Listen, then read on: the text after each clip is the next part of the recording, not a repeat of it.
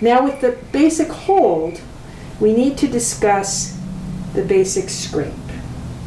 Basic scrape has several components. First of all, and most important, is the edge of the knife must always be behind the back.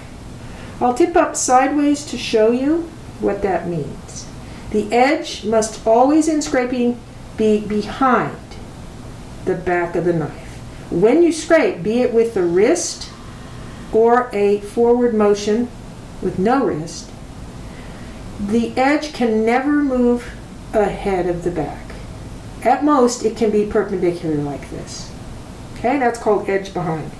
Next, your thumb and knife have a very important relationship. You must press the knife up into the thumb, not down onto the cane. So the knife goes up into the thumb, not down onto the cane. Very important. So that shows here, I'm pressing up, and if you notice how my thumb is turning white when I press, notice? And I never press down onto the cane. Next is prepare contact follow through. That's like in softball.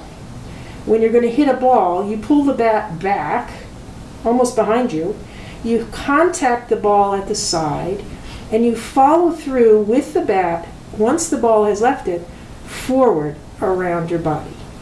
Similar with scraping, we're going to have prepare, contact, follow through. So here is a sideways view again.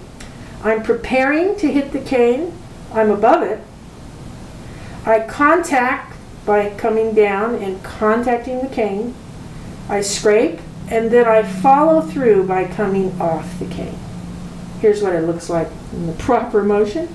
So above, contact, off. Next thing is left wrist steering. So never at any point should you steer with the knife to relocate where you're scraping on a reed. You do not ever want to tip the knife up toward the ceiling or down tip toward the floor.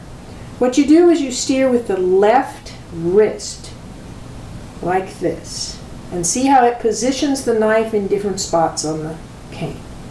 So always steer with the left wrist. Another component is the training wheels, which we discussed earlier. The marks here, you're going to avoid scraping with the knife in those areas. So you can scrape between here, you can scrape anywhere in there, but not on the two training wheel areas. And finally, component of the basic scrape is the lug nut theory.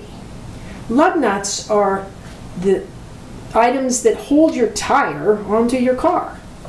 And if you're going to remove a tire, you remove each lug nut a little bit at a time and rotate throughout the process, rather than removing one entire nut and then the next entire nut.